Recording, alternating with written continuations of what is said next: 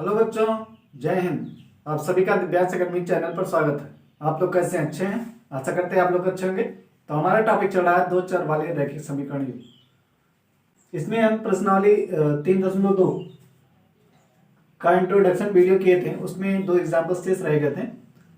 आज उन दोनों एग्जाम्पल को कंप्लीट करते हैं, उसके बाद फिर एक्सरसाइज के क्वेश्चन सॉल्व करते हैं। ठीक है, तो आइए देखते हैं। क्वेश्चन एग्जाम्पल है आपका 6।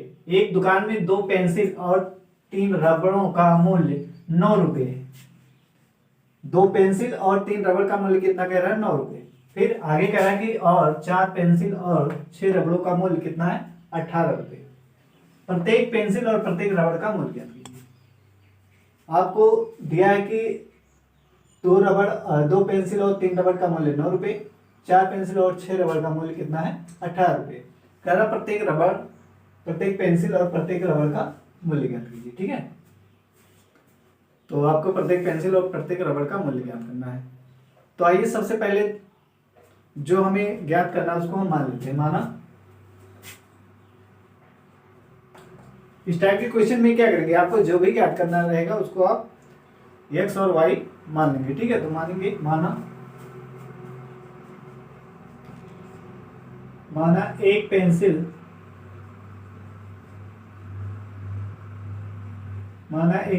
का मूल्य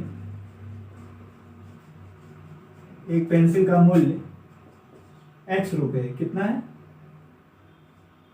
x रुपए। ठीक है, x रुपए है तथा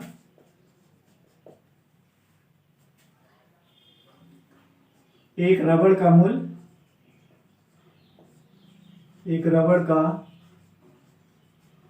मूल्य कितना है? y रुपए। एक पेंसिल का मूल्य कितना है? x रुपए है और एक रबड़ का मूल्य कितना है? y रुपए। अब पहली शर्त में क्या कह रहा है? कह रहा है 2 पेंसिल, तो लिखेंगे पहली शर्तानुसार। ठीक है, पहली शर्त में कह रहा है 2 पेंसिल और 3 रबड़ का मूल्य कितना है? 9 रुपए। तो एक पेंसिल का हम कितना माने हैं? x रुपए। एक पेंसिल का हमने कितना माना है? x रुपए। तो 2 पेंसिल का कितना हो जाएगा? जैसे आपसे कहा जाए कि यदि एक पेंसिल का मूल्य 2 रुपए है तो 3 पेंसिल का मूल्य कितना होगा?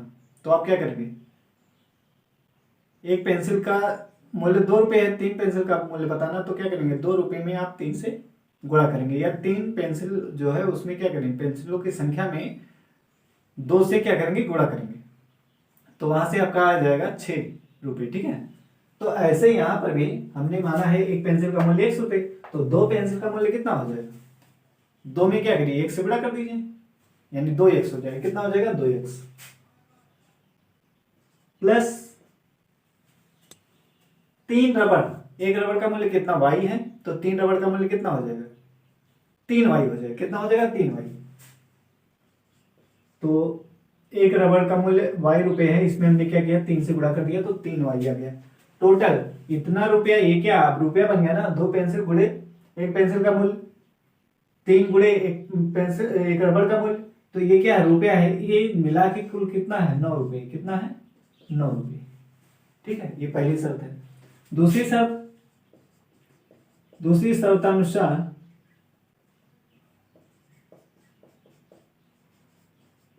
दूसरी शर्त में क्या कह रहा है कि 4 पेंसिल और 6 रबड़ों का मूल्य 18 रुपए है।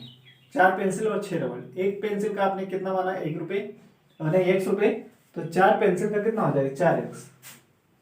4x प्लस एक रबड़ का मूल्य कितना है? y रुपए है, तो 6 रबड़ का कितना हो जाएगा? 6 से गुणा कर दीजिए, तो कितना? 6y बराबर कुल इतना पेंसिल वाला और रबड़ वाला मिला के कितना दे रहा है? 18 रुपए। ये हो गया नंबर 2। आपको क्लियर हो गया होगा कि हमने रैखिक समीकरण कैसे बनाया। ठीक है, अब इनको क्या करना है? हल करना है, x y का मान ज्ञात करना है, तभी तो हमें पता चलेगा एक रबड़ का मूल्य और एक पेंसिल का मूल्य। तो आइए हल करते हैं। इसको ले लेंगे समीकरण 1 से 2x धन 3y बराबर कितना है? 9। तो हम क्या लिख सकते हैं? 2x बराबर लिख सकते हैं 9 माइनस 3y। अब x बराबर क्या लिख सकते हैं? 9 माइनस 3y बटे 2। तो ये आ गया x का मान। अभी इस x के मान को क्या करेंगे? इसको नंबर 3 कह देते हैं, इसको एक से हमने निकाला है तो क्या दो वाले में रखेंगे, किसमें रखेंगे, दो वाले में। अगर दो वाले से निकाले होते तो किसमें रखते हैं, एक में। लेकिन एक समीकरण से हमने एक्स का मान निकाला तो इसमें क्या करेंगे, दो वाले समीकरण में रख देंगे। लिखेंगे समीकरण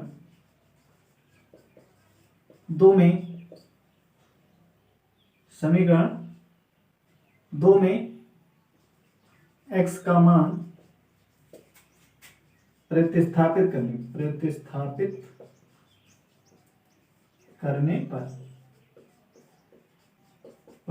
कर दीजिए।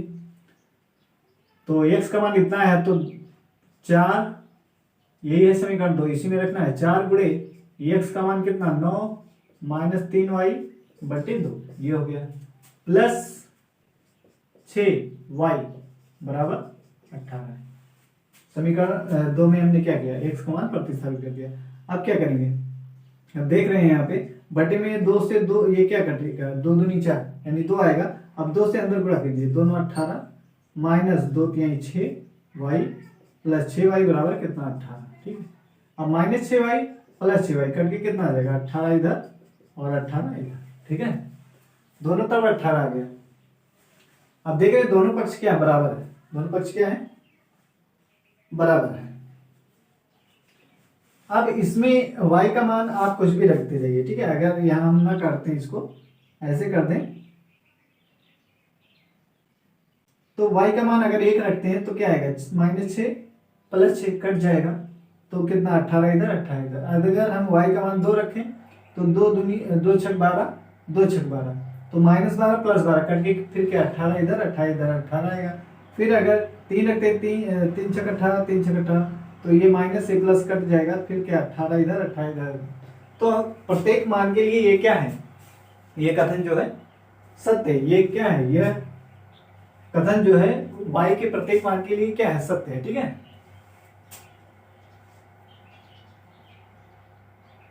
यह कथन y के प्रत्येक मान के लिए सत्य। ठीक है, अब इसमें x का मान कुछ भी आप रखेंगे तो क्या आ रहा है, दोनों तरफ 18 ही आ रहा है, इसलिए ये x y के प्रत्येक मान के लिए क्या है, सत्य है। यहाँ पे हम y का कोई भी हल के रूप में मान प्राप्त नहीं कर सकते। इसमें देख रहे हैं कि y का मान हम कुछ भी रख रहे हैं तो क्या 18, दोनों तरफ 18 ही आ रहा है, मतलब y के प्रत्येक मान के लिए कथन क्या है, सत्य है। लेकिन यहाँ पे y का हमें कोई अलग मान उसका नहीं प्राप्त हो रहा है ना, कोई भी मान इसका प्राप्त हमें नहीं हो रहा। y बराबर कुछ करके हमें नहीं मिल रहा है। जैसे और समीकरण हल करते हैं वहां पे y का मान x का मान कुछ आता है ना, लेकिन यहाँ पे y का मान हमें क्या कुछ प्राप्त नहीं हो रहा। लेकिन ये जो है y के प्रत्येक मान के लिए क्या है, ये कथन सत्य है। जब y का मान प्राप्त नहीं हो रहा है तो हम क्या x का मान भी नहीं प्राप्त कर सकते। जब y का नहीं मिल रहा है तो कैसे x का मिलेगा। ठीक है, तो x का भी मान नहीं क्या कर पाएंगे।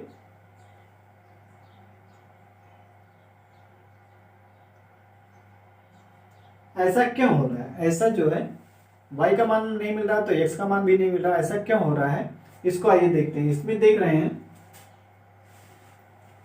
इसको यदि हम यहां से कॉमन कर दें 2 को तो ये कितना हो जाएगा, 2x, यहां से 2 निकलेगा 3y बराबर कितना, 18। अब इसको भाग करेंगे तो 2x धन 3y बराबर क्या हो जाएगा, 18/2 कट के कितना 9 आ जाएगा, यानी 2x धन 3y बराबर कितना आ जाएगा, 9। यानी समीकरण 1 और 2 क्या है, एक ही समीकरण। क्या है, एक ही समीकरण है। ठीक है, एक ही समीकरण को निरूपित करते हैं दोनों, तो दोनों रेखाएं क्या होंगी, संपाती होंगी। जब एक ही समीकरण को निरूपित कर रहे हैं तो क्या होंगी, दोनों रेखाएं संपाती होंगी।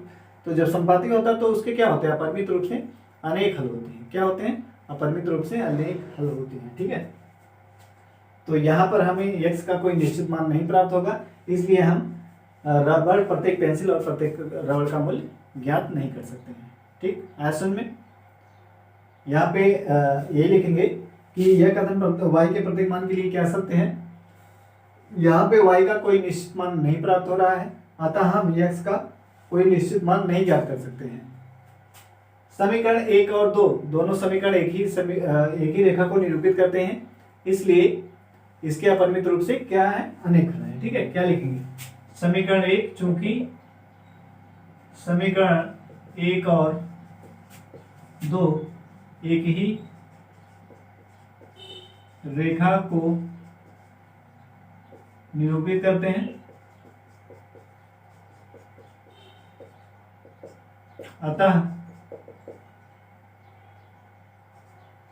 अतः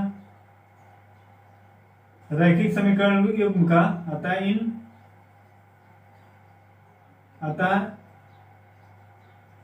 इन रैखिक समीकरण युग्म का अपरिमित रूप से अनेक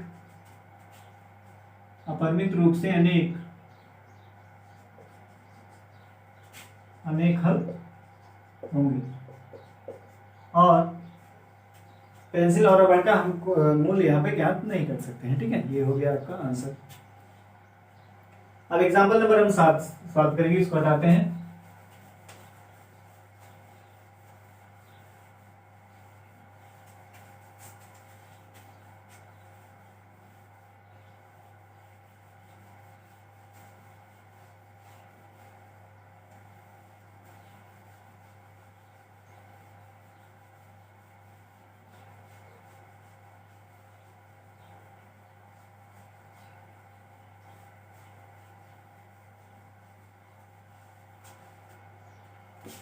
एग्जाम्पल नंबर 7 है आपका,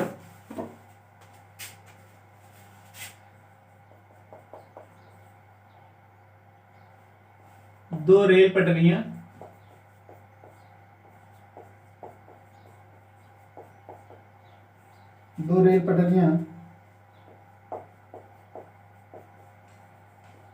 समीकरणों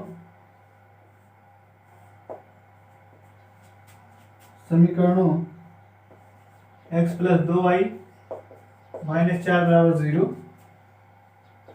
और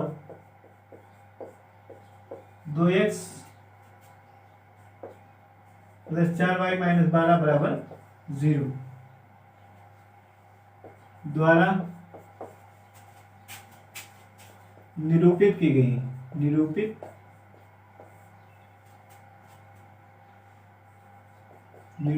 गई है। क्या रेल पटरियां एक दूसरे को काटेंगी? क्या रेल पटरियां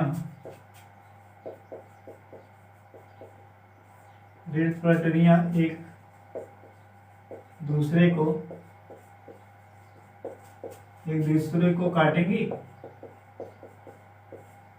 ये कह रहा है। ठीक है, क्या रेल पटरियां एक दूसरे को काटेंगी? तो आइए देखते हैं इसमें।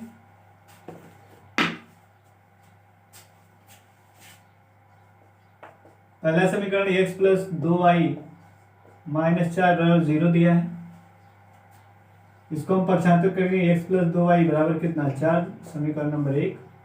और दूसरा दिया है तथा 2x - 4y - 12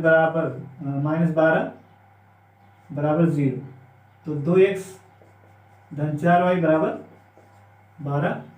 ठीक है, अब यहां से ये समीकरण नंबर 2 हो गया। अब समीकरण 1 ले लेते हैं। समीकरण 1 से क्या लिख सकते हैं, x + 2y = 4 है, तो x बराबर लिख सकते हैं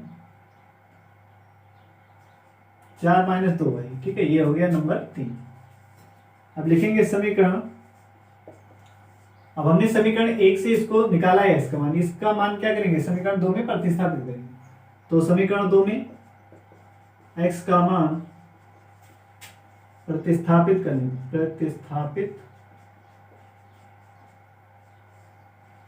पर कर दीजिए। समीकरण 2 × x कितना है, 4 - 2y प्लस 4y बराबर किसके, 12।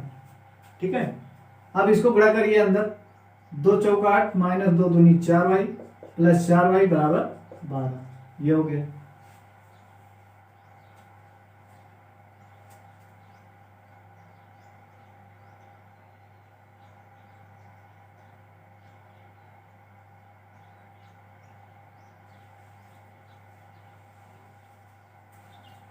अब इसको क्या करेंगे, ये 4y minus 4y plus 4y cut जाएगा, तो 8 बराबर कितना आ गया 12। तो क्या 8 के बराबर है? क्या 8 बराबर 12 होता है? नहीं होता। तो नॉट, अतः क्या लिखेंगे, अतः यह एक असत्य कथन है। यह एक क्या है? असत्य कथन है। ये जो दिया गया ये क्या है? एक असत्य कथन है। ठीक है, ये 8 12 के बराबर नहीं हो सकता है, इसलिए यह एक क्या है? असत्य कथन है।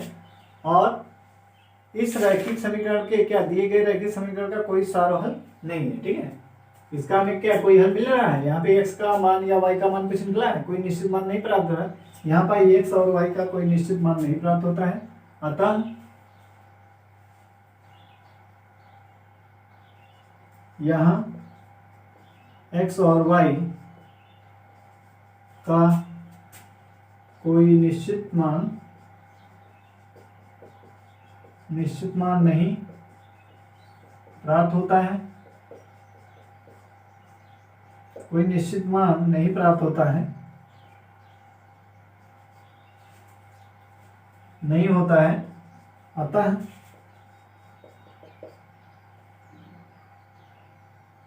अतः इनका कोई अभीष्ट हल नहीं है। कोई अभीष्ट हल नहीं है। ठीक है, अतः रेल पटरियां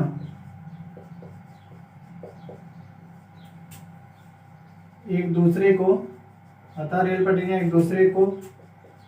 नहीं काटेंगी। ठीक है, नहीं काटेंगी। तो ये हो गया इसका आंसर। हमने देखा यहाँ 12 के बराबर यहाँ x का और y का कोई निश्चित मान नहीं प्राप्त होता है। यहाँ ये कथन क्या असत्य है। x और y का कोई निश्चित मान नहीं, अतः इनका कोई अभीष्ट हल नहीं है।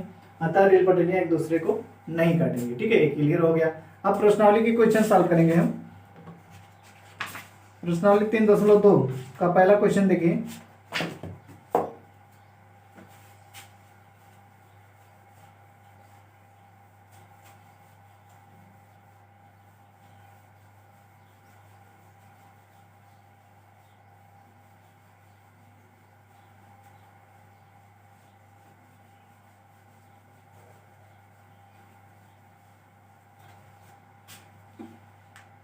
पहला क्वेश्चन है, निम्न रैखिक समीकरण युग्म का निम्न रैखिक समीकरण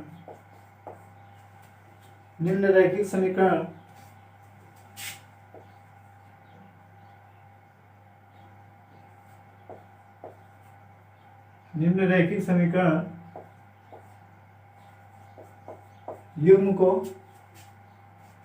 प्रतिस्थापन विधि से हल कीजिए। युग्म को प्रतिस्थापन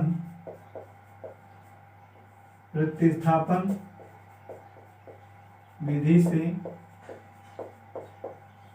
हल कीजिए। ठीक है, प्रतिस्थापन विधि से हल कीजिए। पहला दिया आपका x प्लस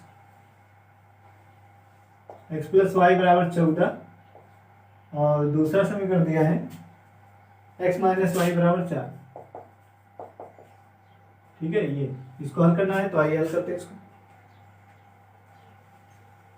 प्रतिस्थापन विधि से हमें क्या करना है, इसको हल करना है। ठीक है, तो x प्लस वाई बराबर 14 समीकरण 1 इसको लिखेंगे, और x माइनस वाई बराबर 4, ये हो गया नंबर 2। ठीक है, अब समीकरण 1 और 2 से क्या करेंगे, किसी एक समीकरण से क्या करिए, किसी एक चर में, चाहे x में या y के पदों में क्या करिए, ज्ञात कर लीजिए। ठीक है, चाहे x को y के पदों में ज्ञात कर लीजिए, या y चर को x चर के पदों में उसको ज्ञात कर लीजिए। फिर किसी दूसरे समीकरण में क्या करिए, उस मान को प्रतिस्थापित कर दीजिए।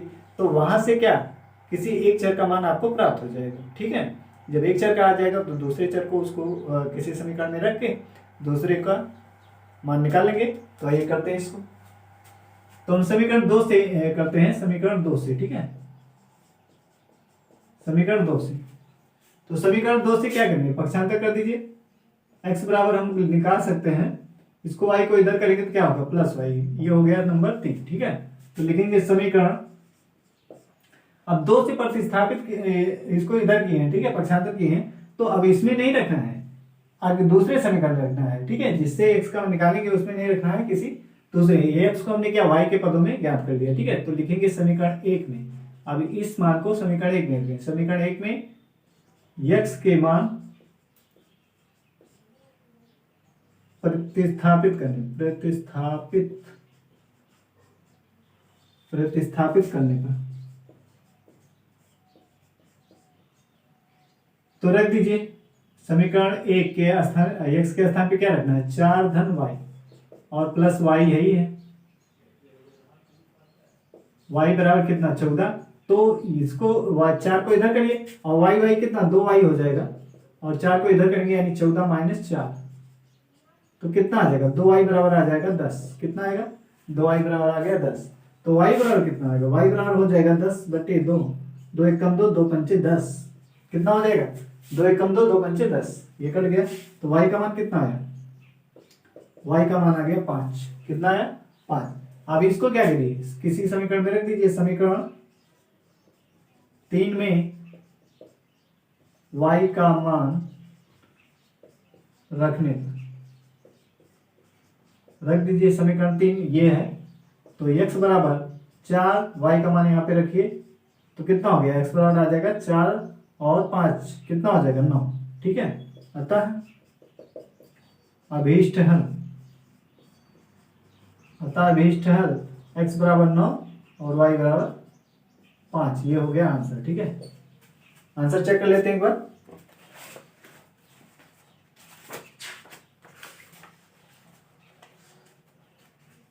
हाँ, x बराबर 9 और y बराबर कितना है, 5 आना है। ठीक है, अब उत्तर की जांच आप करना चाहें तो कर सकते हैं। उत्तर की जांच कैसे करेंगे, उत्तर की जांच कर देते हैं यहाँ पे।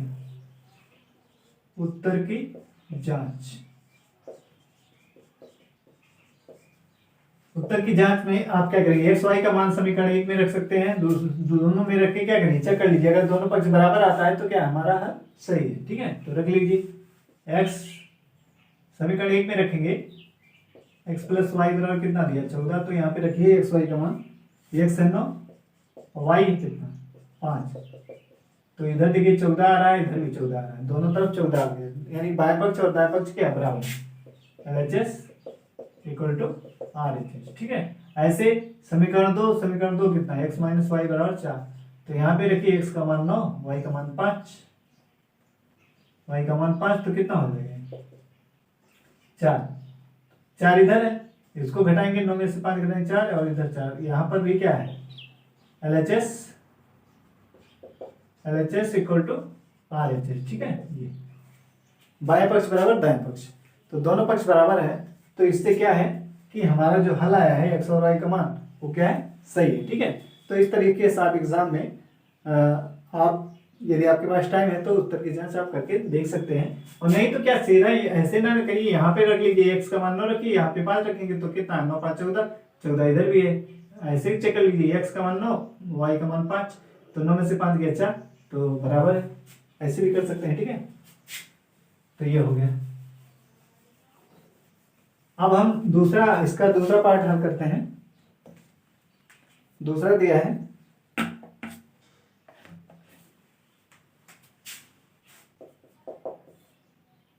s माइनस टी बराबर 3, ये समीकरण 1 हो गया। और दूसरा है s/3 प्लस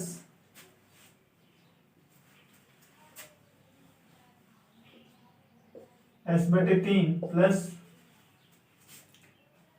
t/2 बराबर 6, ये हो गया समीकरण नंबर 2। ठीक है, तो यहाँ पे क्या करेंगे हम, सोल्यूशन यस माइनस टी बराबर नंबर 3, समीकरण 1 हो गया। और दूसरा है यस बटे 3 प्लस टी बटे 2 बराबर 6। अब इसको पहले इसको थोड़ा हल करके सही कर लेते हैं, ठीक है। इसको देखिए 3 और 2 का लासा कितना होता है? 6। कितना होता है? 3 और 2 का लासा कितना होगा? लासा वो जो क्या हो 3 से भी कट जाए और 2 से भी कट जाए, तो 3 दूना 6। 6 3 से भाग करेंगे कितनी बार जाएगा? 2 बार। 3 दूना 6, जितनी बार जाता है उसको अंश में क्या करते हैं? गुणा करते हैं। तो यहाँ पे क्या होगा? 2 यस हो जाएगा। कितना हो जाएगा? 3 से भाग करेंगे, ये जो लासा है लासा में क्या करेंगे? इस हर से भाग करेंगे, तो 3 दूना 6, 2 बार गया, 2 से ऊपर गुणा कर देंगे, प्लस 2 से भाग करेंगे, 2 3 6, 3 बार गया 3 से इसके अंश में, तो 3t बराबर कितना? 6। तो ये हो जाएगा 2 यस प्लस 3t बराबर, इसका तिरछा गुणा करेंगे तो कितना हो जाएगा? 6 गुणे 6, ये तो होगा।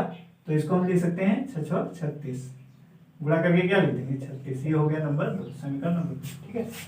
अब किसी एक से यस या टी का, यस का टी के पदों में या टी का यस के पदों में निकाल लीजिए, और फिर दूसरे समीकरण में उसको क्या करिए? प्रतिस्थापित कर दीजिए। तो समीकरण 1 से, ठीक है, समीकरण 1 से,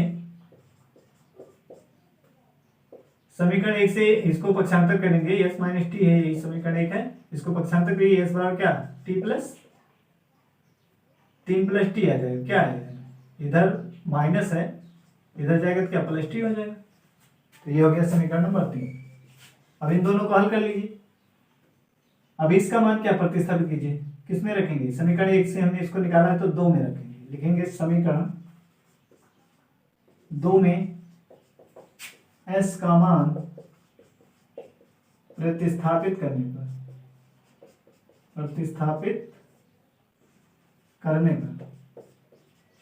तो करिए s का मान 2 में, यस 2 गुणे यस का मान कितना है?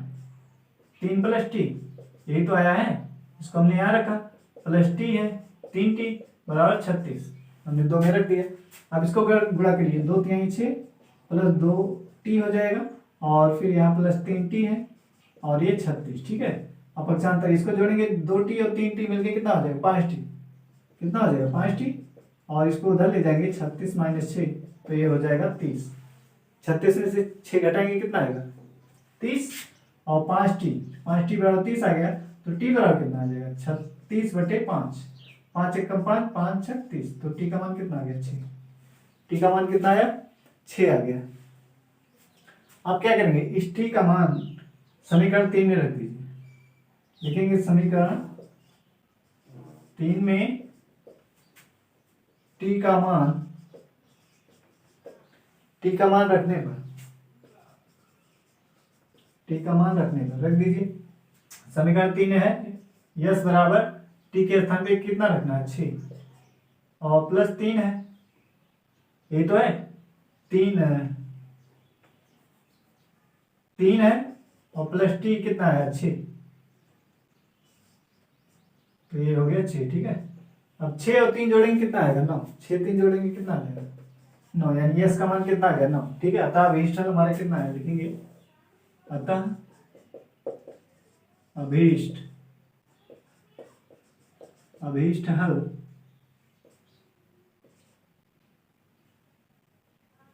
यस बराबर 9 और टी बराबर कितना आया है? 6। यस बराबर 9 और टी बराबर कितना है? 6। तो इसका आंसर चेक कर लेते हैं। आंसर है यस बराबर 9 और टी बराबर 6, ठीक है। तो उत्तर की जांच करनी है तो क्या करेंगे? इसका मान रखिए, यस के स्थान पे 9 रखेंगे और टी के स्थान पे 6, तो 9 माइनस 6 कितना आएगा? 3। तो दोनों तरफ क्या, उधर भी देखिए 3 है, तो दोनों पक्ष क्या बराबर, इसमें रख के देखना चाहिए। यहाँ देख लीजिए, 9 को रखेंगे, 9 दूना 18, यस के स्थान पे 18 हो गया, और प्लस 6 त्रिक 18,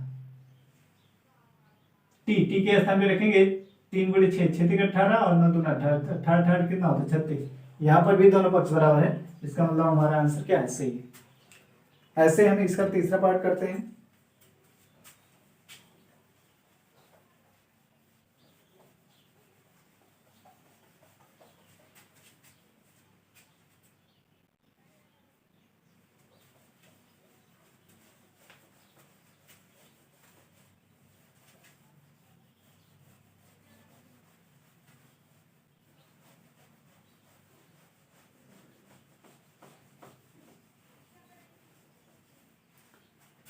तीसरा पार्ट है इसका,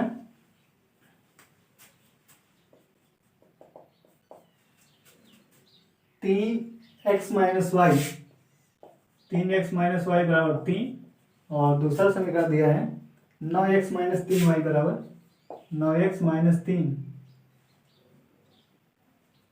9x माइनस 3y बराबर 9, 9x माइनस 3y बराबर दिया है 9। ठीक है, ये तो आइए इसको हल करके निकालते हैं मान इसका। तो पहला है 3x माइनस वाई बराबर 3, समीकरण नंबर 1 हो गया। ठीक है, फिर 9x माइनस 3y बराबर 9, समीकरण नंबर हो गया 2। अब इसमें क्या करिए, y का मान x के पद में ज्ञात कर लीजिए समीकरण 1 से, फिर इसमें रख दीजिए, लिखेंगे समीकरण 1 से, तो y बराबर कितना हो जाएगा, समीकरण 1 यही तो है, 3x माइनस वाई बराबर 3, तो y को उधर ले जाइए या इसको x को ले जाइए उधर, तो कितना हो जाएगा, नहीं y को ले जाइए उधर, 3x बराबर 3 प्लस वाई हो गया। ठीक है, अब y बराबर अगर निकालेंगे x बराबर, तो बटे में करना पड़ेगा, तो बटे में यहाँ कर दीजिए, क्या बटे में कर दीजिए, कितना हो जाएगा, x बराबर हो जाएगा 3 प्लस वाई बटे 3, ये हो गया नंबर 3। ठीक है, हमने यहाँ से क्या किया, x का मान y के पद में ज्ञात कर लिया। अब इसको क्या करेंगे, प्रतिस्थापित करेंगे समीकरण 2 में, लिखेंगे समीकरण 2 में x का मान प्रतिस्थापित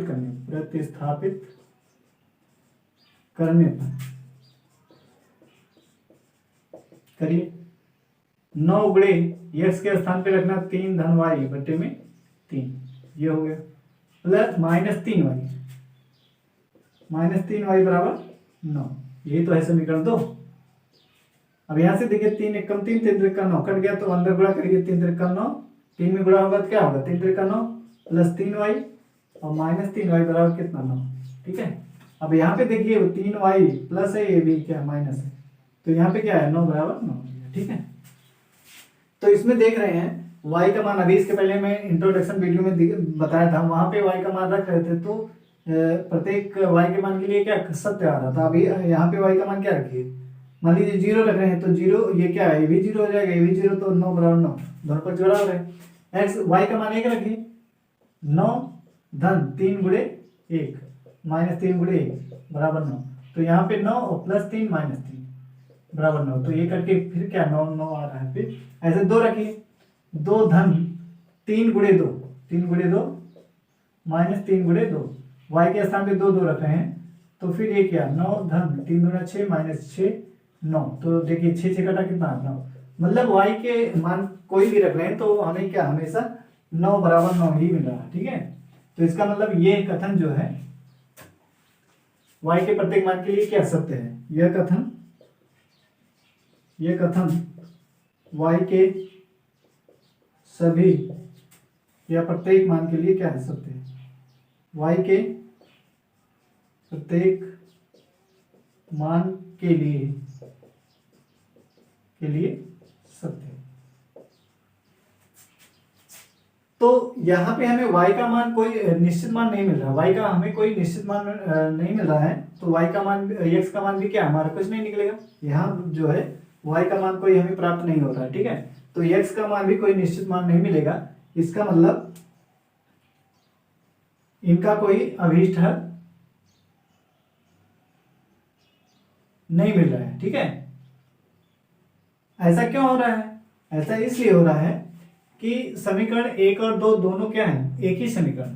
अभी इसको देखोगे दोनों समीकरण क्या है, एक ही है, यहाँ से 3 कामन कीजिए, 3 कामन हो जाएगा, तो x आएगा 3 त्रिका 9, यानी 3x, यहाँ से कामन होगा तो माइनस वाई बराबर 9, तो 3x माइनस वाई बराबर 9 बटे 3, तो कटेगा तो कितना आ जाएगा 3x माइनस वाई बराबर 3। ठीक है, तो समीकरण 1 और समीकरण 2 क्या है, बराबर है, यानी ये दोनों समीकरण 1 और 2 क्या है, एक ही रेखा को निरूपित करते हैं। ठीक है, एक ही रेखा को क्या करते हैं, निरूपित करते हैं, इसलिए इनका अपरिमित रूप से क्या होगा, अनेक हल होगा।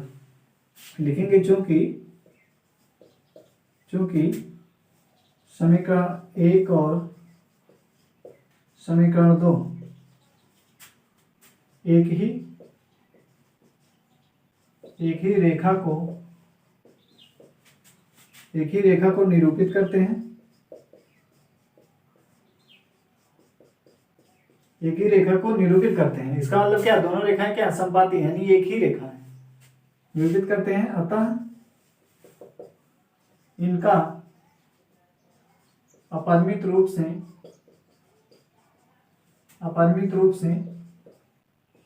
अनेक हल होगा, ठीक है, ये हो गया इसका आंसर।